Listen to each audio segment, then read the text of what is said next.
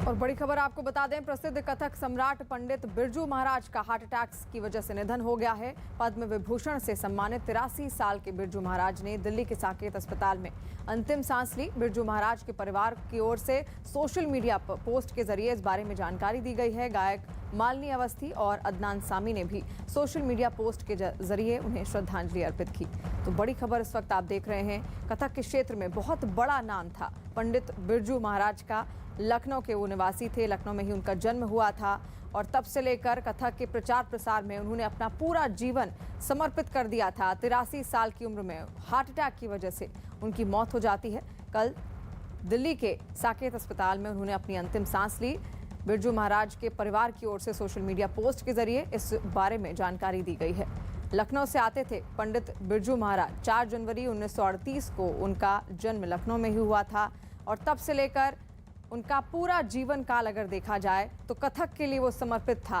वो ना केवल एक नर्तक थे, नृत्य के प्रति उनका प्रेम तो हर कोई जानता है, लेकिन साथ साथ म्यूजिक कंपोजर और एक गायक भी थे। चित्रकारी उनको काफ़ी पसंद थी। और मालिनी अवस्थी जी इस वक्त हमारे साथ फोन लाइन पर जुड़ गई हैं। मालिनी जी, एक कला के क्षेत्र में बहुत बड़ी अपूर्णीय क्षति है, खासतौर पर कथक की दुनिया के लिए। बहुत बड़ा नुकसान, बहुत ही बड़ी क्षति है। ये इतनी बड़ी क्षति है कि कल्पना नहीं की जा सकती। महाराज जी तो अपने आप में कितने बड़े संस्थान थे। एक व्यक्ति एक जीवन काल में कितने शागिर्द तैयार कर सकता है, कथक के परंपरा को कितना आगे ले जा सकता है। ये एक व्यक्ति एक जीवन काल में क्या क्या कर सकता है, महाराज जी का जीवन ये देखने और सीखने वाला है। और आपको मैं एक बात बताऊं कि उनके भीतर लखनऊ को लेकर के, जो कि लखनऊ के कथक घराने के थे, अंत समय में वो यहीं पर आकर के सिखाना चाहते थे। बार बार 2 वर्ष से कई बार उन्होंने अपनी इच्छा प्रकट की और मेरे ख्याल से सार्वजनिक जो उनकी एक प्रस्तुति या कहूँ की उपस्थिति रही, वो लखनऊ में ही पिछले महीने वो यहाँ आए और यहाँ पे सरकार की ओर से हम लोग सब लोग थे, सम्मान उनका हुआ। तो भी वो तो यही कहते रहे कि अब पूर्वजों की जो ड्योढ़ी है मेरी, कालिका बिंदादिन जी की ड्योढ़ी, अब वही मेरी इच्छा है कि मैं वहीं रहूं और बच्चों को यहीं सिखाऊं। बहुत घूम लिया दुनिया भर, तो कहीं भी रहे लखनऊ उनके भीतर रहता था। और आपको मैं कितने उनके ऐसे उदाहरण बता सकती हूँ। एक बार मेरा ड्योढ़ी में ही कार्यक्रम था और उन्होंने मुझे बुलाया कि फाग होली कुछ सुननी है, तो मैं आई। सारे शिष्य शिष्याएं इकट्ठा थे गाने के लिए। जब तक मेरे संग हारमोनियम पे पंडित धर्मनाथ जी को बजाना था, जब तक वो आए देर हो गई तो महाराज जी बोले, लाओ मैं बजाता हूँ हारमोनियम, तुम बस गाओ। और वो बजाने लगे, मैं गाने लगी। वो बड़प्पन, वो दृश्य कभी भूलता नहीं कि क्या उनका सरलता। बजाते हुए मुझसे बोले कि तुम भाव भी तो इतना अच्छा करके दिखलाती हो, कहाँ से कथक सीखा, जरा उठ जाओ, जरा उठ करके गाने पे जरा भाव दिखा दो। तो वो एक उनके भीतर जो एक असली कलाकारों के भीतर एक सरलता, प्रेम और सभी विधाओं कलाकारों के लिए सम्मान। मुझे लगता है आने वाले कई पीढ़ियां इस बात की कल्पना भी नहीं कर सकती हैं कि बिरजू महाराज जी ने अपने जीवन काल में अपनी कला विधा को किस शीर्ष तक पहुंचाया।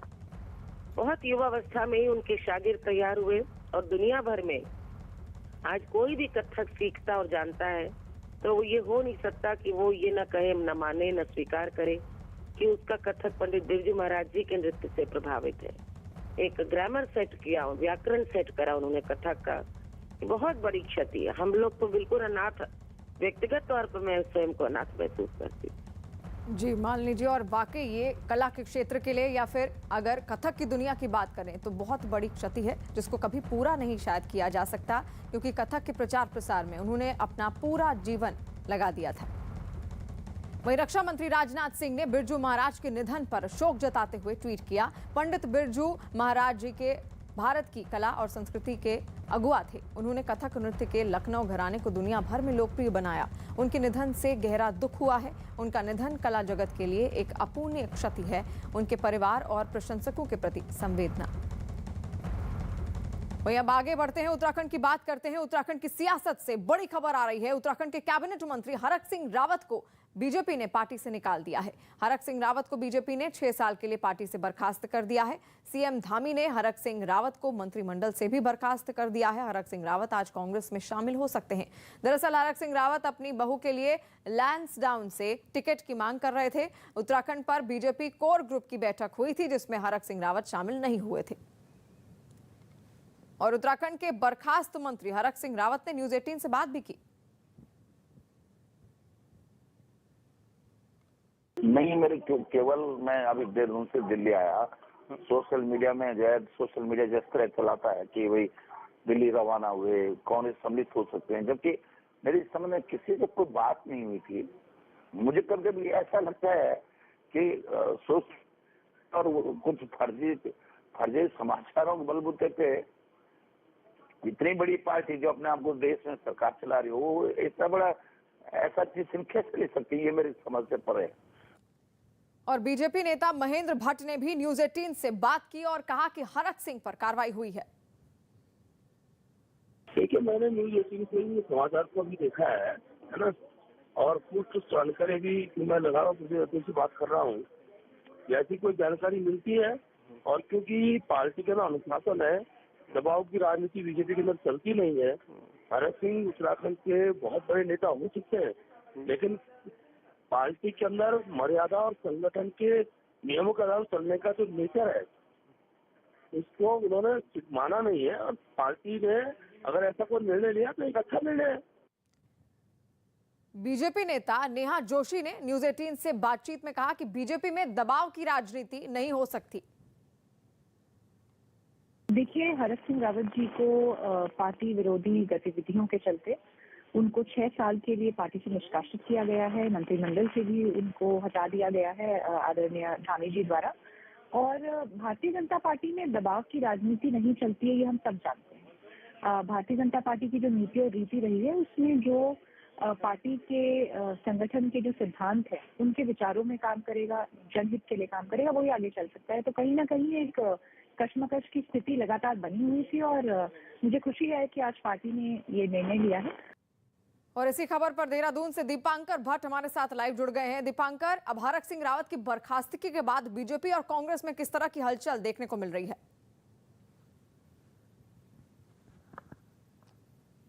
बिल्कुल, बीजेपी ने जहां राहत की सांस ली है, और बीजेपी को फाइनली ये पता था कि हरक सिंह रावत ऐसा कुछ कर सकता है। ये मूड बीजेपी पहले ही भांप चुकी थी जब हरक सिंह रावत ने इस्तीफे की धमकी दी थी, लेकिन उसके लगभग 22 से 25 दिन का दौर रहा और कल बीजेपी ने उन्हें पार्टी से निष्कासित कर दिया। मुख्यमंत्री ने उन्हें अपने मंत्रिमंडल से बर्खास्त कर दिया।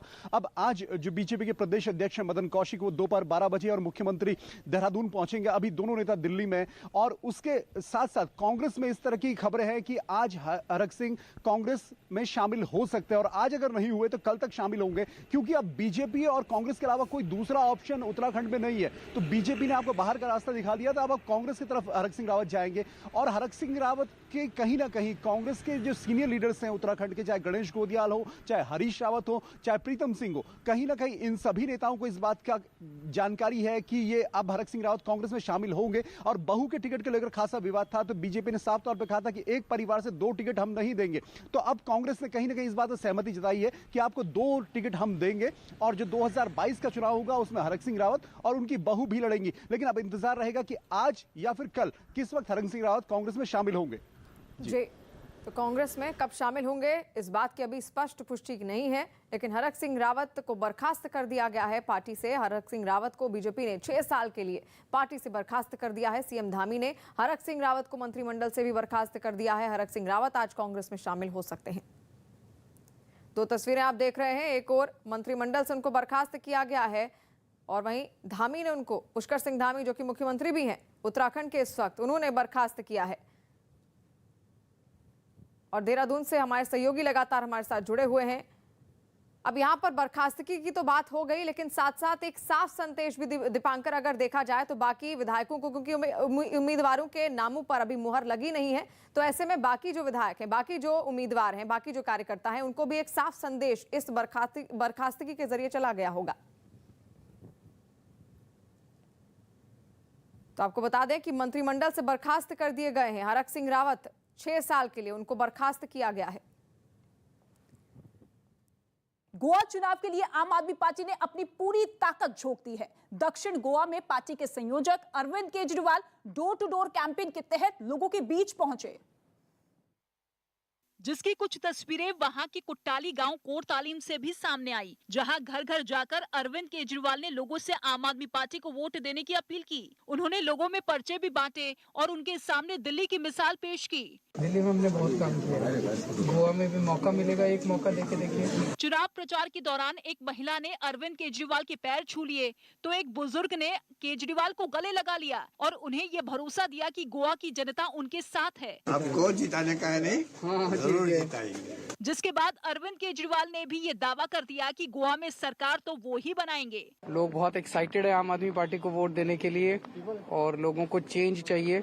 दक्षिण गोवा में प्रचार करने के बाद अरविंद केजरीवाल पणजी के लिए रवाना हो गए, जहां पहुंचकर उन्होंने गोवा चुनाव के लिए दिल्ली वाला दाव चल दिया। राजधानी पणजी में अरविंद केजरीवाल ने पार्टी के 13 पॉइंट एजेंडे का ऐलान कर दिया, जिसमें बिजली की समस्या से निपटारे का भी वादा शामिल रहा। जैसे दिल्ली में हमने 24 घंटे बिजली की और फ्री में बिजली की, ऐसे ही गोवा में भी 24 घंटे बिजली करेंगे, फ्री में बिजली करेंगे। अरविंद केजरीवाल ने गोवा चुनाव में भी फ्री कार्ड खेला और ये वादा कर दिया कि वो देश की राजधानी की ही तरह लोगों को मुफ्त में पानी देंगे। पानी की प्रॉब्लम को सॉल्व किया जाएगा, 24 घंटे पानी देंगे और फ्री में पानी देंगे। आम आदमी पार्टी के एजेंडे सामने आते ही एनसीपी के साथ गठबंधन में चुनाव लड़ रही शिवसेना ने अरविंद केजरीवाल को घेरने में देर नहीं लगाई। दिल्ली में तो कोरोना इतना बढ़ रहा है और डोर टू डोर जा रहे हैं, आप अपना विचार दे दो, आपकी पार्टी का विचार दे दो। एक दिन पहले अरविंद केजरीवाल ने गोवा में डोर टू डोर कैंपेन की शुरुआत की थी।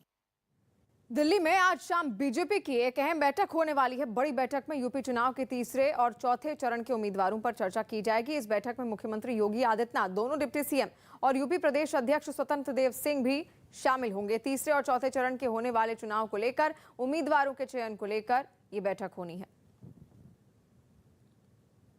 तेलंगाना के हैदराबाद से एक डरा देने वाला वीडियो सामने आया है। वहां 144 साल पुराना सिकंदराबाद क्लब भीषण आग में जलकर राख हो गया। ये आग सुबह 3 बजे क्लब की पहली मंजिल पर लगी, जिसने कुछ ही वक्त में पूरे क्लब को अपनी चपेट में ले लिया। आनन फानन में आग की सूचना फायर ब्रिगेड को दी गई, जिसके बाद दमकल विभाग की कई गाड़ियां घटना वाली जगह पर पहुंचकर आग बुझाने के काम में जुट गईं। लेकिन इस जबरदस्त आग को देखकर दमकल कर्मियों के भी होश उड़ गए, क्योंकि वहां से जो तस्वीरें सामने आई उनमें सिकंदराबाद क्लब की इमारत पूरी तरह आग में घिरती नजर आई। क्लब का कोई ऐसा कोना नहीं बचा जहां आग न फैली हो, जिसकी वजह से आग बुझाने में लगे लोगों को काफी दिक्कतें हुई। आग की तपिश इतनी तेज थी कि दमकल की टीम को दूर से ही आग पर पानी की बौछार करनी पड़ी। थोड़ी देर के लिए तो इस धधकती आग पर कोई असर नहीं पड़ा। इस भयानक आग से निकलने वाली लपटों को कई मीटर दूर से देखा गया। आग की वजह से वहां आसपास के इलाके में धुएं का गुब्बार फैल गया। करीब 4 घंटे की मशक्कत के बाद इस आग पर काबू पा लिया गया, लेकिन इस आगजनी में क्लब पूरी तरह बर्बाद हो गया। दिल्ली में आज बीजेपी की एक अहम बैठक होगी। दिल्ली में आज बीजेपी की एक अहम बैठक होगी, जिसमें यूपी चुनाव के दूसरे और तीसरे चरण के उम्मीदवारों पर चर्चा की जाएगी। इस बैठक में मुख्यमंत्री योगी आदित्यनाथ, दोनों डिप्टी सीएम और यूपी प्रदेश अध्यक्ष स्वतंत्र देव सिंह शामिल होंगे। इंदौर के मेदांता अस्पताल में अचानक आग लगने से अफरा तफरी मच गई। आग अस्पताल के चौथी मंजिल की आईसीयू में लगी थी, जिसके बाद चौथी मंजिल की आईसीयू में मौजूद सभी मरीजों को तीसरी मंजिल पर शिफ्ट किया गया और आग पर काबू पाया गया। मध्य प्रदेश के शाजापुर में तेंदुए की मौजूदगी की खबर से लोग दहशत में हैं। दरअसल कुछ दिनों से इलाके के कुछ मवेशी गायब हो रहे हैं और एक वीडियो भी वायरल हो रहा है, जिसमें तेंदुआ खेत से गुजरता दिख रहा है। मध्य प्रदेश के उज्जैन में चाइनीज मांझे से हुई मौत के बाद मुख्यमंत्री शिवराज सिंह चौहान के निर्देश पर चाइनीज मांझा बेचने वालों के खिलाफ कार्रवाई की गई। बिहार के दानापुर में लूट की योजना बना रहे 3 बदमाशों को गिरफ्तार कर लिया गया। तीनों आरोपी शातिर बदमाश बताए जा रहे हैं, जिन पर कई आपराधिक मामले दर्ज हैं। बिहार के सुपौल में बकरी चोरी के आरोप में लोगों ने 2 लड़कों की जमकर पिटाई कर दी। इस दौरान लोगों ने चोरी के आरोप में पकड़े गए दोनों लड़कों के हाथ पांव बांधकर जमकर पीटा। पिटाई के बाद बुरी तरह से घायल दोनों आरोपियों को अस्पताल में भर्ती कराया गया। 23 जनवरी के बाद यूपी में चुनाव प्रचार में गृह मंत्री अमित शाह जुट जाएंगे। हर जिले में रैली वो कर सकते हैं। बीजेपी सूत्रों के मुताबिक अमित शाह पूरे यूपी का दौरा करेंगे। हालांकि अभी अमित शाह का कार्यक्रम तय नहीं हुआ है। उत्तर प्रदेश में फिर से बीजेपी को सत्ता में लाने के लिए अमित शाह मैदान में उतरेंगे।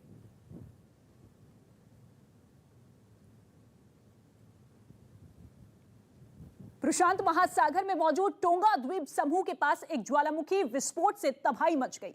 ये ज्वालामुखी पानी के अंदर फटा, जिसकी वजह से प्रशांत महासागर के किनारे मौजूद देशों में सुनामी का अलर्ट जारी कर दिया गया। जापान की एक कंपनी ने इस विस्फोट की सैटेलाइट तस्वीर भी जारी कर दी है, जिसमें समुद्र की नीली सतह पर एक हरा धब्बा उभरता दिखा, जो देखते ही देखते पीले और फिर काले रंग में बदलता चला गया। एक दूसरी तस्वीर में समंदर के पानी में ज्वालामुखी फटने से हुई हलचल साफ दिखाई पड़ी। Last night there was this massive eruption. प्रशांत महासागर में हुए इस ज्वालामुखी विस्फोट ने कई देशों की नींद उड़ा दी। सबसे ज्यादा तबाही न्यूजीलैंड के तटीय हिस्सों में और इस वक्त हरक सिंह रावत हमारे साथ लाइव जुड़ गए हैं। उनसे हम बातचीत करेंगे, कई तरह के सवाल उनसे होंगे। सबसे पहले तो हरक सिंह रावत जी, आपका बहुत स्वागत है न्यूज़ 18 इंडिया पर। हाँ, नमस्कार जी। बर्खास्तगी आपकी की गई है, आप क्या वजह मानते हैं इसके पीछे? मैं सोचता हूँ कि विनाशकालीन विपरीत बुद्धि, क्योंकि मैं कल जब वो उमेश काऊ जो रायपुर से विधायक हैं, उन्होंने कहा कि भाई प्रहलाद जोशी जी ने आपको दिल्ली बुलाया है, तो हम लोग दिल्ली के लिए चले थे। 5 बजे के आसपास दिल्ली के लिए चले देहरादून से। तो सोशल मीडिया में हम देख रहे थे रास्ते भर की न्यूज़ चल रही कि हम कांग्रेस में सम्मिलित हो सकते हैं, ये हो सकता है। और मैं जब दिल्ली 9 साढ़े 9 बजे के आसपास दिल्ली अपने घर ग्रीन पार्क पहुंचा, तो मेरे घर पे थोड़ा सा बिजली की कुछ प्रॉब्लम हो गई थी, तो हम उसको ठीक करने लगे। इस बीच सोशल मीडिया और मीडिया में न्यूज़ आई कि मुझे बर्खास्त कर दिया गया।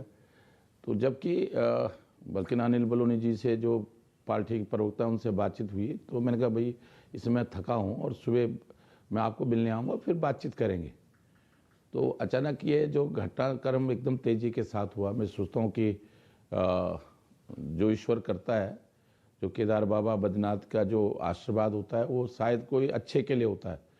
तो शायद मुझे नहीं मालूम कि भारतीय जनता पार्टी ने इतने बड़ा राष्ट्र नेतृत्व केवल सोशल मीडिया पे फर्जी समाचारों के बलबूते पर इस तरह का कैसा डिसीजन लिया है, मैं खुद नहीं समझ पा रहा हूँ। क्योंकि मेरी कांग्रेस में किसी से कोई बात भी नहीं हुई थी। वहाँ गणेश गोदयाल जो प्रदेश अध्यक्ष है, दो दिन पहले उनका फ़ोन जरूर मुझे आया था, प्रीतम सिंह जी का आया था। वो लोग सामान्य रूप से, क्योंकि साथ के लोग हैं, छोटा प्रदेश है हमारा, तो सामान्य रूप से बातचीत करते रहते कि राव जी आप हमारे साथ आ जाओ। तो मैंने उनसे कहा भाई, जैसे टालने के लिए आदमी करता है कि नहीं ठीक है देखेंगे बात करेंगे, लेकिन कोई कल तो बिल्कुल भी मैं तो प्रहलाद जो हमारे उमेश काऊ जी ने कहा 3 फ़ोन प्रहलाद जोशी का आए हैं और आपको बुलाया है, और मैं सिर्फ इसलिए आया था। अनिल बलून जी से बात हुई, अनिल बलून जी ने कहा मीडिया में ये चल रहा है कि मैं कल 12 बजे सम्मिलित। मैंने कहा भाई साहब मेरी किससे कोई बात ही नहीं हुई। मैंने कहा लेकिन हरक सिंह रावत जी, यहाँ पर बीजेपी का ये आरोप है कि पार्टी के कई सिद्धांत थे, उनका आप पालन नहीं कर रहे थे। साथ साथ आपने अपनी बहू के लिए टिकट मांगा था। वह देखिए ये बिल्कुल अब क्या अपना चेहरा छिपाने के लिए, कई बार क्या होता है कि जब कोई बड़ी गलती हो जाती किसी से, तो वो कोई अपनी गलती स्वीकार करने लिए तैयार नहीं होता। मुझे बड़ा दुख है इस बात का कि भारतीय जनता पार्टी का इतना बड़ा नेतृत्व और वो इस तरह की प्रहलाद जोशी से 2 दिन पहले मेरी देहरादून में जब 3 दिन पहले मुलाकात हुई थी, उन्होंने बुलाया था, तो मैंने कहा भाई मैं अभी लेस्टरोन गया था और जिस तरह अनुकृति गोसाई जी ने, जो हमारी बहू है, उनके जिस तरह 5,000 महिलाएं आई थी, एक उत्साह है उनको लेकर। मैंने कहा इसलिए नहीं कि वो सामाजिक काम कर रहे हैं उस क्षेत्र में, तो मैंने कहा इसलिए नहीं कि वो मेरी बहू है और इसलिए उसको चुनाव लड़ाया। आप सर्वे करा लीजिएगा, अगर वो जीत सकती है तो उसको आप मौका दे दो। मैंने कहा मैं बहुत उत्तराखंड की राजनीति में काम करने के लिए तैयार नहीं हूँ, मुझे पार्टी में कोई काम दे दो और मैं पार्टी के लिए काम करूँगा। ये बात हुई थी। उन्होंने कहा ठीक है, आज आपने मुझसे ये बात कही है, मैं पार्टी के हाईकमान से, राष्ट्र अध्यक्ष जी से, माननीय अमित शाह जी से ये बात करूँगा और उसके बाद बताऊँगा। तो उसके बाद मैं कल इस उम्मीद में कि शायद प्रहलाद जोशी जी, मैंने तो क्या सिद्धांत है पार्टी के, मैं सोचता हूँ पिछली बार मुन्ना चौहान जी को और उनकी पत्नी को 2 टिकट दिए, यशपाल आर्य जी, उनकी पत्नी को 2 टिकट दिए। मैं हमेशा एक बार, मैं परिवारवाद के बिल्कुल खिलाफ हूँ। जी, लेकिन परिवारवाद के आप अगर खिलाफ हैं, आपने कहा, किसी लेकिन परिवार साथ-साथ, के जी, हरक सिंह रावत जी, आप पर ये भी बीजेपी आरोप नहीं, लगा रही है कि आप कांग्रेस के कई नेताओं के संपर्क में भी थे। देख, मैं बिल्कुल नहीं संपर्क में था, मैं बिल्कुल, ये उनका झूठा आरोप है। मैंने कहा नहीं कि प्रीतम सिंह जी जो लीडर ऑपोजिशन है, जो हमारे कांग्रेस के प्रदेश के अध्यक्ष हैं गोदयाल जी, मेरे छोटे भाई हैं, मेरे संबंध हैं। जब मैं कांग्रेस में था तब भी मैं भाजपा के सभी लोगों से मेरे राजनीति अपनी जगह है, लेकिन संबंध अपनी जगह है। लेकिन इसका मतलब ये नहीं कि कोई मैं कल भी जब दिल्ली घर पे पहुंचा हूँ, मेरे घर से फोन आया देहरादून से, तो उन्होंने कहा नहीं भाई आप कोई बड़ा निर्णय मत कर देना। मैंने कहा, वो भी सोशल मीडिया पे देखने के बाद उन्होंने कहा, मैंने कहा नहीं मैं ऐसा कोई निर्णय कर ही नहीं रहा हूँ जी। लेकिन मुझे अच्छा लगा, आज मैं बड़ा खुश हूँ कि मुझे 5 साल काम नहीं करने दिया गया पार्टी में, लेकिन मैं इसके बावजूद भी कड़वे घूट पी के पार्टी में रहा कि मैंने भाजपा में आया हूँ, एक बड़ी लड़ाई लड़के भाजपा में आया हूँ। और मैं नहीं चाहता था कि जब मैं भाजपा में सम्मिलित हुआ था देहरादून भाजपा कार्यालय में, तो मैंने कहा था मुझे ज़िंदगी में कुछ मिले ना मिले, लेकिन मैं भाजपा के साथ रहूँगा। लेकिन आज मुझे बड़ा सुकून जैसा मिल रहा है कि मुझे काम नहीं करने दिया 5 साल, लाल ढांग चिलखा सड़क को पे सहयोग नहीं किया। आपका जो है, मैं पाखरो जो टाइगर सफारी बनाने के लिए काम कर रहा था, उस पर जानबूझ के योगदान डाले गए। बहुत सारे मेडिकल कॉलेज के, किसने आखिर काम नहीं करने दिया, क्या रुकावटें आ रही थी? देखिए, वहाँ की जो सरकार थी, मुझे देखिए, मैं कोई आज भाजपा ने मुझे निकाला है, मैं कोई गलत बात नहीं करूँगा, न मैं कभी गलत बात करने का आदी हूँ। अमित शाह जी ने और माननीय नड्डा जी ने मुझे हमेशा, पार्टी के राष्ट्रीय नेतृत्व में प्रधानमंत्री मोदी जी ने हमेशा मुझे बहुत सम्मान दिया है। और वही कारण था कि मैं इतना सब कुछ कड़वे घूंट पीने के बाद भी मैंने कोई बड़ा निर्णय कभी नहीं लिया। और इसलिए कि वहाँ के जो लोकल लीडरशिप थी, धामी के बारे में मैं कुछ दिया गया। साथ साथ आप ये भी कह रहे हैं कि 5 साल मुझे काम नहीं करने दिया गया, ठीक है, लेकिन अब 2022 विधानसभा चुनाव भी है उत्तराखंड में, आप अपना भविष्य किस तरीके से देख रहे हैं? क्या रणनीति आपकी अब होगी, क्या योजना आपकी अब होगी? देखिए, मेरा कोई भविष्य नहीं है। मैं बहुत ज़्यादा, क्योंकि मैं 9 बार मंत्री रह चुका हूँ, 6 बार विधायक रह चुका हूँ। मैंने बहुत उत्तर प्रदेश से लेकर उत्तराखंड में बहुत उतार चढ़ाव देखे। बस ये है कि मेरे जीवन में एक वह है कि उत्तराखंड छोटा राज्य है, ये कैसे तरक्की करे, कैसे नौजवान के हाथ को काम मिले, कैसे स्वास्थ्य सेवाएं बेहतर हों, कैसे हाइड्रो प्रोजेक्ट के क्षेत्र में प्रदेश जो है ऊंचाइयों को छुए। मैं सोचता हूँ कि जो राजस्थान रेत के टीले बेच सकता है, वो टूरिज्म को डेवलप कर सकता है। हम पे सब कुछ ईश्वर ने दिया है, हम पे नदियाँ हैं, हम पे पहाड़ हैं, कॉर्बेट नेशनल पार्क है, राजा नेशनल पार्क है, लेकिन इसके बावजूद भी आज उत्तराखंड में बेरोजगारी, उत्तराखंड में जिस तरह की समस्या है, उससे कैसे उत्तराखंड को आगे बढ़ाया जाए। और मुझे पूरा भरोसा है कि मैंने केदार बाबा की सेवा की है। जब 2013 में आपदा आई थी, तो उसके सबसे पहले मैं वहाँ पहुँचा था और मुझे दिल से मैंने वहाँ उस केदार बाबा की सेवा की है। तो मुझे पूरा भरोसा है केदार बाबा का आशीर्वाद मिलेगा। जो हमारा रास्ता है उत्तराखंड के, मैं देखिए, राजनीतिक दल कोई भी हो सकता है, मकसद हम सब का एक है कि कैसे ये उत्तराखंड, मेरी जितनी ज़िंदगी की सांसें हैं, मैं उत्तराखंड के लोगों के लिए, उत्तराखंड के तरक्की के लिए, उत्तराखंड के नौजवानों को के चेहरे पे खुशी लाने के लिए मैं काम करना चाहता। मेरा व्यक्तिगत कोई स्वार्थ अब नहीं रह गया, क्योंकि मैं बहुत, ईश्वर ने उत्तराखंड की जनता में, एक सिपाही का बेटा हूं, मुझे उत्तराखंड की जनता ने बहुत दिया है। मैं 10-10 दिन में लोगों ने मुझ पर भरोसा किया, कुर्द्वार के लोगों ने भरोसा किया, रुद्रप्रयाग के लोगों ने, लेस्टरडोन के लोगों ने, पौड़ी के लोगों ने।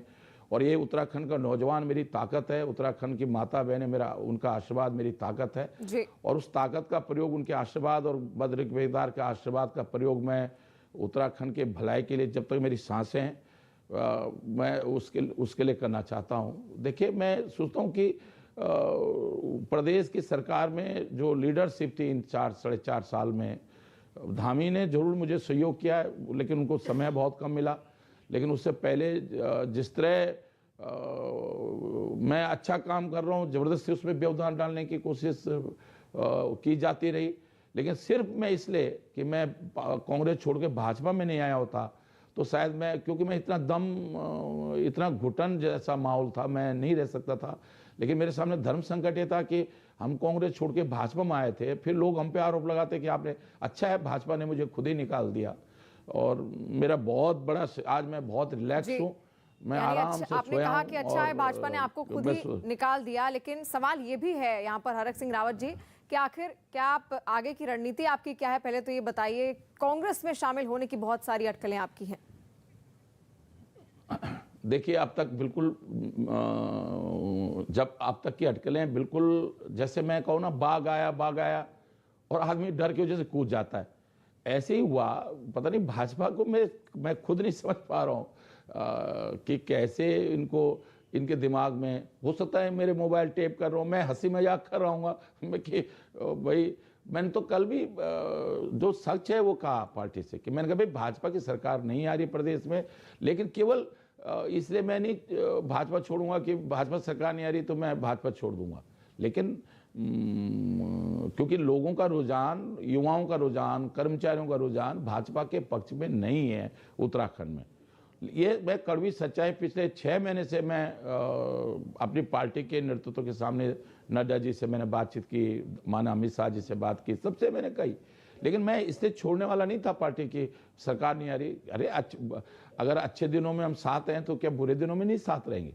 लेकिन मुझे नहीं समझ में आ रहा कि बिना मुझसे बातचीत किए हुए, अरे आप मुझसे बातचीत करते, वो तो अच्छा हुआ कि मेरे घर में बिजली नहीं गई होती, बिजली ठीक नहीं, खराब नहीं हुई होती, तो मैं तो अमित शाह जी को फोन टाइम लेने के लिए फोन मिला रहा था। लेकिन तब तक समाचार आ गया कि मुझे निष्कासित कर दिया। तो मैं सोचता हूँ कि शायद केदार बाबा, ईश्वर शायद मेरे हाथों कुछ और चाहता था और कुछ अच्छा होना होगा। कई बार बुराई में अच्छा ही ढूंढनी चाहिए, और आज जो मेरे साथ बुरा किया बिना किसी गलती के, मैं सोचता हूँ इसमें कोई ना कोई बहुत अच्छा ही लिखी है। उत्तराखंड को एक अच्छा रास्ता मिलना है, उत्तराखंड एक अच्छी तरीके पे जाना है। हरक सिंह रावत जी, यहाँ पर एक बहुत बड़ी बात आपने कही, आपने कहा कि बीजेपी की सरकार नहीं आ रही है, रुझान इसी तरीके के हैं, यानी कि क्या इशारा समझा जाए कि आप कांग्रेस में ही शामिल होंगे? और अगर सरकार बीजेपी की नहीं आ रही है तो किसकी सरकार आ रही है? साथ देखिए जी बिल्कुल, देखिए उत्तराखंड में इस समय कोई सच माने न माने, मैं पिछले 1 साल से इस बात को कह रहा हूं, एक सीट पर आप एनालिसिस कर लो। मैंने अमित शाह जी से, नड्डा जी से, सारे पलाजो सबसे कहा है, कुछ भी कर लें, उत्तराखंड में कांग्रेस की सरकार आ रही है, पूर्ण बहुमत से कांग्रेस सरकार आ रही है। लोगों का रुझान इस समय, लोग महंगाई से, लोग बहुत सारी परेशानियां हैं। हमने 5 साल में, मैं पिछले कई सरकारों में मंत्री रहा हूं, लेकिन सबसे मैंने कहा भी, कुछ दिन पहले निर्णय मैंने कहा भी था, मैं अपने कार्यकाल से अगर सबसे, जितने मैंने मंत्री के रूप में, विधायक के रूप में मेरे कार्यकाल रहे, सबसे निराशाजनक कार्यकाल मेरा इस समय का था। लेकिन मैं कहा ना कि मैं भाजपा में शुरू से होता तो मैं छोड़ चुका होता भाजपा को, लेकिन क्योंकि मैं कांग्रेस छोड़ के भाजपा में आया था तो मैं चाहता था कि नहीं, अब चाहे जिंदगी में सब कुछ नहीं मिलता है और कई बार प्रतिकूल परिस्थितियों में भी मन को मारना पड़ता है, और मैं मन को मार रहा था। लेकिन अच्छा है, मैं भारतीय जनता पार्टी के नेतृत्व का बहुत धन्यवाद दूंगा कि उन्होंने बहुत बड़ा बोझ खुद अपने सिर लेकर मेरे बोझ को कम किया है। और मुझे खुशी है कि उन्होंने जो निर्णय लिया है वो उनका ये निर्णय प्रदेश के हित में होगा, उनका ये निर्णय उत्तराखंड के हित में होगा, नौजवानों के हित में होगा। जी। और हरक सिंह रावत जी, एक अंतिम सवाल आपसे ये भी करना चाहूंगी कि कल बीजेपी की जो बैठक हुई थी उसमें आप शामिल नहीं हुए थे, इसकी वजह? देखिए, मैं कोटद्वार से दिल्ली आया था और मुझको बिल्कुल सूचना नहीं थी। मेरी प्रहलाद जोशी से बात हुई, कह रहे भाई तो आप नहीं आ रहे, मैं बकोर बैठक है। मैंने कहा मुझे किसी से सूचना नहीं दी। कह रहे आपके ओएसडी ने ओके लिखा है। मैंने कहा मुझे तो अभी आधा घंटा पहले पता, और मैं सीधे दिल्ली से जो है सीधे देहरादून चला गया। मैं 5 बजे देहरादून पहुंचा, तब तक बैठक खत्म हो गई थी। मैं बीजेपी कार्यालय गया, तब तक बैठक समाप्त हो गई थी। और फिर कल मुझे प्रहलाद जोशी ने दिल्ली बुलाया तो मैं फिर दिल्ली आ गया। लेकिन अब इस एक चीज मैं आपको बताऊं, इस पार्टी में मीटिंग में सम्मिलित नहीं होना। मैंने कहा भी मीडिया से, किसी ने भी मुझसे कहा, मैंने प्रहलाद जोशी से भी कहा, उन्होंने कहा नहीं आपको दिल्ली या देहरादून तुरंत आ जाओ आप, नहीं तो मीडिया गलत समाचार चला देगा कि आप क्यों बैठक में नहीं आए। कभी कभी मैं सोचता हूँ, लेकिन जो होनी होती है ना उसको कोई रोक नहीं सकता है, वो आपके हमारे हाथ में नहीं है। शायद मेरे हाथों ईश्वर कुछ अच्छा कराना चाहता है, और मैं तो हमेशा जो भी परिस्थितियाँ आती हैं उन परिस्थितियों में अच्छाई ढूंढने की कोशिश करता हूं, और मुझे लगता है कि मेरे हाथों में कुछ मैं माध्यम बनना चाहता हूं उत्तराखंड के कल्याण के लिए, उत्तराखंड के अच्छाई के लिए। शायद ईश्वर मेरे माध्यम से कुछ कराना चाहता है। जी, हरक सिंह रावत जी, आपने कहा आप दिल्ली गए थे, तो दिल्ली में क्या बातचीत आपकी हुई? प्रहलाद जोशी के साथ भी आपने कहा कि उनके साथ भी बातचीत हो रही थी, किस तरीके की बातचीत हुई? नहीं, और अचानक क्योंकि मैं कल बहुत लेट हो गया, क्योंकि जाम था, लेट हो गया, और मैं जब बहुत थक जैसा गया था तो मैंने, अनिल बलूनी जी का फ़ोन आया तो मैंने उनसे कहा भाई साहब मैं इस समय बहुत थक गया हूँ और मैं सुबह मिलता हूँ आपसे। उसके बाद मैंने सोचा था कि अब प्रहलाद जोशी से आज मिलूँगा, अमित शाह जी से मिलूँगा, लेकिन फिर तब तक तो समाचार चल गया, क्योंकि सोशल मीडिया के इस समाचार पर मैं सोचता हूँ कि कई बार आजकल, क्योंकि सोशल मीडिया में कोई किसी का बस तो है नहीं, कोई कुछ भी डाल देता है कि दिल्ली रवाना हुए। एक दिन प्रीतम सिंह जी वो किसी अपनी पत्नी के साथ फ्लैट में थे, मैं काऊ भी दिल्ली उनसे नड्डा जी से मिलने के लिए दिल्ली आ रहे थे, तो समाचार अब चल दिया कि अब इतने उससे समाचार मुझे नहीं समझ में आ रहा है। दिल्ली भारत सरकार आप चला रहे हो, इतना सब कुछ तंत्र आपके पास है, और ऐसे कैसे हो सकता है कि आप हवा की चीज़ों को जो है इतने गंभीरता का से ले, फिर मुझ पर आरोप लगा रहा था। मैंने दो टिकट मांगे थे, मैंने उनके सामने प्रस्ताव रखा था कि भाई मैं नहीं चुनाव लड़ना चाहता हूं, मेरे पार्टी में प्रयोग कर लो, अब मैं पार्टी के लिए काम करूंगा, और अगर अनुकृति चुनाव जीत सकती है तो उसको टिकट दे दो, नहीं जीत सकती तो आप जो भी पार्टी का आदेश होगा। अब वो जबरदस्ती के साथ मैं उनके लिए टिकट मांग रहा था, क्योंकि अपना चेहरा छिपाने के लिए, अपने गलत निर्णय को सही साबित ठहराने के लिए। आप ये कहोगे विकास की बात पे हमने उनको मनाया, क्या मनाया आपने विकास की बात को?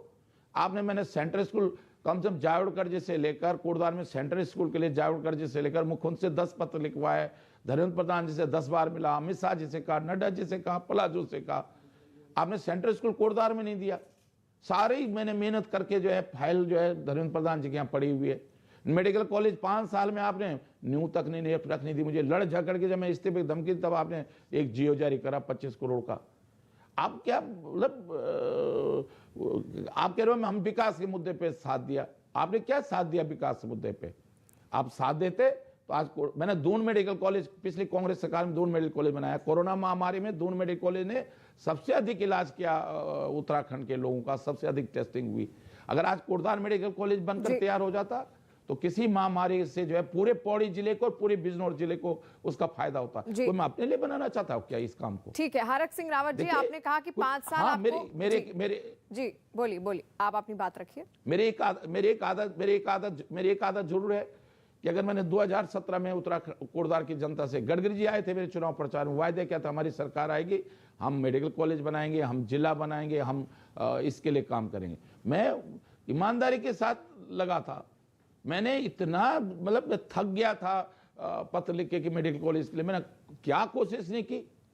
मैंने ESI में संतोष गंगवार जी जब मंत्री थे सर, मैंने सोचा कि ये नहीं बनाने तो ESI से मेडिकल कॉलेज बना लो।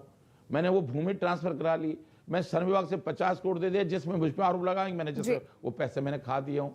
मतलब क्या आप हरक सिंह रावत जी, बहुत सारे विषय आपने गिनाए। नाराजगी ऐसा लग रहा है आपकी बातों से कि काफी लंबे वक्त से आपको थी। आपने कहा 5 साल आपको काम नहीं करने दिया गया, और जो 6 साल की बर्खास्तगी अब आपकी की गई है पार्टी से, इसको लेकर अब कोई बात आपने आला कमान तक बातचीत करने की कोशिश की इस विषय पर? मैं देखिए अब मैं अब कोई बात नहीं करूंगा, क्योंकि इन्होंने ये निर्णय लेने से पहले एक बार मुझसे पूछ लिया होता तो मैं नहीं समझता हूं कि ये नौबत आती। बिना पूछे, बिना कोई बात किए हुए इतना मैं सोचता हूं कि जो लोग देश चला रहे हैं, कैसे देश चला रहे होंगे कि बिना इनके पास इतना सूचना तंत्र है, इनके पास इंटेलिजेंस है, सब कुछ है, सीबीआई है, आईबी है, इतनी सारी एजेंसियां हैं जी। और इसके बावजूद इतना केवल एक सोशल मीडिया के फर्जी खबरों के आधार पर आप इतना बड़ा निर्णय कैसे ले सकते हो? अरे एक बार बात तो करनी चाहिए आप। लेकिन अब मुझे नहीं लगता कि, देखिए मैंने कहा ना कि ईश्वर शायद इनको बुद्धि विनाशकारी विपरीत बुद्धि, इनको शायद जब किसी के दिन आने लगते हैं तो उससे ऐसी गलतियां होती हैं। मैं तो मिलिट्री साइंस का विद्यार्थी रहा हूं, मैं विश्वविद्यालय में 25 साल सैन्य विज्ञान को पढ़ाया है और मैंने देखा कि जब किसी राजा के या किसी को हारना होता है, किसी की कोई पराजय लिखी होती है, उसको नुकसान होना होता है, तो उसको वही बुद्धि देता है आदमी। और मुझे लगता है कि मैं उत्तराखंड के हित में देख रहा हूं उनके इस निर्णय को। उनसे ये गलती शायद इसलिए हुई कि उत्तराखंड में कोई बहुत अच्छा होने वाला है, उत्तराखंड का भला होने वाला है उत्तराखंड, इसलिए शायद इनसे ये गलती हुई, मैं सोचता हूँ जी। ये भले आज अपना कुछ भी कह रहे हैं, लेकिन 10 मार्च को उस दिन रिजल्ट खुलेगा। आज इनको एहसास नहीं होगा कि इनसे बड़ी गलती हुई है। 10 मार्च को इनको एहसास होगा जिस दिन रिजल्ट खुलेगा उत्तराखंड का। मैं उत्तराखंड के लोगों को, उत्तराखंड की माता बहनों को इतने अच्छी तरह से जानता हूं जी कि वो ठीक है कि वो भाजपा को साथ खड़े रहे, 5 सीटें एक तरफा जितवाई उन्होंने, हमको 57 विधायक दिए, लेकिन इसका मतलब ये थोड़ी कि इतना घमंड आ जाए आपके अंदर कि आप उत्तराखंड के लोगों को ना समझो, उत्तराखंड के लोगों को भेड़ बकरियों की तरह आप समझो। अरे भेड़ बकरी की भी कीमत होती है, उसके भी आदमी दिल से सेवा करता है। जिन लोगों ने आपको इतना बड़ा जन समर्थन दिया, कहते हैं हमने ऑल वेदर रोड बना दी, भाई 2-2 बार आपको सांसद भी तो दे दिए। अगर आपने ऑल वेदर बनाई, रेलवे लाइन बना रहे हो, तो आपको जो है 2-2 बार जनता ने जो है, लेकिन प्रदेश में भी सरकार दी, तो प्रदेश की सरकार का भी तो कुछ उत्तरदायित्व है जी आपको। लेकिन पता नहीं, मैं ये नहीं समझ पा रहा हूं कि ये ऑल वेदर रोड पे 2 चुनाव आप जीत गए, 1 रैंक 1 पेंशन पे आप 2 चुनाव आप जीत गए पार्लियामेंट का, तो आप क्या चाहिए? लेकिन प्रदेश में सरकार लाने के लिए प्रदेश में काम करना पड़ेगा, प्रदेश में लोगों के आप मुझे बता दो, आप कह रहे हैं हमने 22,000 विज्ञप्ति निकाली कमीशन से, अरे अब निकाली आपने, 5 साल निकाल दिया आपने 2017 में विज्ञप्ति निकाली होती, अब तक नियुक्तियां हो गई होती। मैंने आयुर्वेद में जरूर कुछ फार्मासिस्ट की नियुक्तियां करी जो ईयर वाइज थे, 400-500 लोगों को रोजगार दिया। मैं पिछली सरकार में 22,000 मैंने उपनल से नौकरी लगाई, मैंने उपनल वालों की लड़ाई लड़ी, डेलीवेजेस वालों की लड़ाई लड़ी कैबिनेट में, मैंने पुलिस वालों की ग्रेड पे की लड़ाई लड़ी, लेकिन ये करने के लिए तैयार नहीं। ये तो ऐसा लगता है जैसे लंबी नाराजगी है आपकी। वो IAS अफसर कुछ जी, हरक सिंह रावत जी, अफसरों के कहने से, ठीक है जी, आपने अपनी नाराजगी गिनाई, तमाम चीजें आपने गिनाई, लेकिन साथ साथ आज क्या किसी से आपकी मुलाकात फिक्स्ड है? कांग्रेस में आपका जाना क्या तय समझा जाए? नहीं, मैं अभी मेरी कोई मुलाकात नहीं हुई है, लेकिन अब क्योंकि मैंने कहा ना कि प्रदेश में कांग्रेस की सरकार आ रही है, इसको कोई दुनिया की ताकत नहीं रोक सकती है। ये जिसके भक्त केदार बाबा के भक्त हैं माननीय मोदी जी, तो मैं भी उससे कम भक्त नहीं हूँ। मैंने भी मोदी जी बाद में केदारनाथ गए हैं, मैं केदारनाथ की वो सेवा की है, पूरा केदार घाटी जानता है मैंने केदारनाथ की कितनी सेवा की है और दिल से की है। मैं कोई काम दिखावे के लिए नहीं करता हूँ, हर चीज वोट की राजनीति के लिए नहीं करता हूँ, इसलिए उस केदार बाबा का आशीर्वाद है और मैं शायद माध्यम बन रहा हूँ। केदार बाबा मुझसे, बद्रीनाथ मुझसे, ईश्वर मुझको माध्यम बनाना चाहता है और इसलिए अच्छा होगा। और कांग्रेस की सरकार प्रदेश में आ रही है और ये सुनिश्चित है, दुनिया की कोई ताकत नहीं रोक सकती है। आप सबका, मीडिया का भी मैं बहुत धन्यवाद दे रहा हूँ कि 5 साल तक ठीक है जो भी प्रश्न रही हो आप लोगों ने बहुत भाजपा के पक्ष में दिखाया हो, लेकिन अब क्योंकि चुनाव का समय है, केंद्र से भले ही अब भी केंद्र में भाजपा सरकार है, आप लोगों की मजबूरी होती है, मैं सब समझता हूँ, मैं 30-40 साल से राजनीति कर रहा हूँ, लेकिन मेरा मीडिया से भी ये निवेदन है कि उत्तराखंड की सच्चाई, किसी भी तरीके की कोई मजबूरी नहीं होती हरक सिंह रावत जी, इसलिए आप भी यहाँ पर इंटरव्यू दे रहे हैं क्योंकि हम आपसे जानना चाहते हैं कि आखिर वजह क्या थी आपके छोड़ने की, आपकी नाराजगी की, और 5 साल आपने कहा कि आपको काम नहीं करने दिया गया। जी, मजबूरी मीडिया की कभी नहीं होती है, लेकिन मैंने कहा ना कि नहीं, मीडिया की भी कई बार होती है। मैं मतलब आप तो क्योंकि रिपोर्टर हो, आप तो एंकर हो, इसलिए मैं आपकी देखो, मेरा भी जैसे आपका भी तजुर्बा, मुझे नहीं मालूम कितने साल का आपका तजुर्बा है मीडिया का, लेकिन मैं मीडिया को उस जमाने से मीडिया को जानता हूँ जब लोग हम खुद अपना समाचार खुद अपने बनाते थे और वो बाय बस से जो है रिस्केस भेजते थे और वही छप जाता था। अगर हम किसी के और पक्ष मेरी में बात इच्छा भी दिखाते होती तो थी आज आपसे मैं यहाँ जो- पर हम वजह भी नहीं पूछते हरक सिंह रावत जी, लेकिन अब क्योंकि 2022 विधानसभा चुनाव सामने, ऐसे में क्या बीजेपी में और भी मैं तो असंतुष्ट इसलिए- नेता है जो आपके संपर्क में है? देखिए, मैं किसी से नहीं बात करना चाहता हूं, क्योंकि देखिए कांग्रेस में भी बहुत वहाँ प्रभावशाली लोग हैं, बहुत जिम्मेदार लोग हैं, इसलिए क्योंकि बहुत ज़्यादा बैगेज के साथ जाना वो भी चुनाव के समय में बहुत अच्छा नहीं है। जनता आए, वोटर आए, यूथ आए, लेकिन ज़्यादा नेता नहीं आना चाहिए। मैं आपको बताऊँ, उससे फायदे मुझे कई बार नुकसान होता है। अब वो 2, 4, 5 महीने बाद पहले अगर कोई बहुत ज़्यादा लोग आते तो ज़्यादा फायदा होता। अब राजनीतिक दृष्टिकोण से इस समय बहुत ज़्यादा विधायकों का, बहुत ज़्यादा उनका आना उचित नहीं है, क्योंकि मैं जानता हूं कि भाजपा के जो विधायक इस समय, अगर वो भाजपा से नहीं चुनाव जीत सकते तो वो कल कांग्रेस से कैसे चुनाव जीत सकते हैं?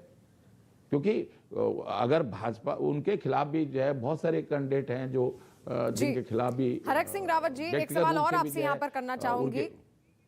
आपकी नाराजगी हमने देखी, ऐसा लग रहा है कि बहुत लंबे समय से आप नाराज चल रहे थे, तमाम बातें आपने की, लेकिन यहाँ पर अब विकल्प के तौर पर भविष्य में आप क्या देख रहे हैं? कोई और पार्टी ज्वाइन करेंगे या फिर खुद की अपनी पार्टी बनाएंगे अपने समर्थकों के साथ? बिल्कुल, मैं या तो ज्वाइन करूंगा, कांग्रेस ज्वाइन करूंगा, और या तो मैं फिर चाहे मुझे, लेकिन मैं कोई मैं उत्तराखंड के हित में जो अच्छा निर्णय होगा वो करूंगा, लेकिन मैं किसी और पार्टी को नहीं ज्वाइन करूं। मैं उत्तराखंड राज्य आंदोलन में अपनी पार्टी गैर राजनीतिक संगठन बना चुका हूं, और मैंने जंतर मंतर पर 6 साल 94 से लेकर 2000 राज्य बनने तक जो है धरना दिया। सबसे लंबा धरना राज्य के निर्माण को लेकर मेरे, जिसका मैं चीफ था, उत्तराखंड जनता मोर्चा। इसलिए मैं अब कोई सिर्फ मैं जो है अगर सम्मिलित हुआ तो कांग्रेस में हूँगा, नहीं तो मैं अपने हिसाब से राजनीति करूंगा, लेकिन किसी भी राजनीतिक दल में, दूसरे किसी राजनीतिक दल में सम्मिलित होने का कोई सवाल नहीं। जी हरक सिंह रावत जी, यानी आपने साफ कर दिया है कि आप कांग्रेस में शामिल हो सकते हैं। ये तो आपने बहुत लंबे समय से मैं आपसे यही सवाल जानना चाह रही थी, इसका जवाब मुझे मिल गया है। लेकिन आपके क्या क्या प्रस्ताव होंगे अगर आप कांग्रेस पार्टी में शामिल होते हैं तो? क्या शर्तें आपकी होंगी? कोई प्रस्ताव नहीं होगा। उत्तराखंड में कांग्रेस की सरकार लाना मेरा लक्ष्य होगा। कांग्रेस कल किसको मुख्यमंत्री बनाती, किसको क्या करती है, ये कांग्रेस का हाईकमान, कांग्रेस के विधायक तय करेंगे। मेरा सिर्फ एक मकसद होगा कि उत्तराखंड में कांग्रेस सरकार बने, उत्तराखंड में एक ऐसा सरकार आए जो उत्तराखंड के लोगों के लिए काम करे, उत्तराखंड के, वो मेरा लक्ष्य होगा जी। और उस लक्ष्य के लिए मुझे अपनी कोई भी कुर्बानी देनी होगी। कांग्रेस कहे मुझे नहीं चुनाव लड़ना, मैं नहीं लड़ूंगा। कांग्रेस कहे कि नहीं, मैं सिर्फ काम करना चाहता हूं, मेरे अंदर काम करने की ललक है और वो मैं करूंगा। जी हरक सिंह रावत जी, बहुत शुक्रिया न्यूज़ 18 को अपना समय देने के लिए, और हम चाहेंगे कि उत्तराखंड के लोगों के प्रति आपकी जो तत्परता है वो आगे भी इसी तरीके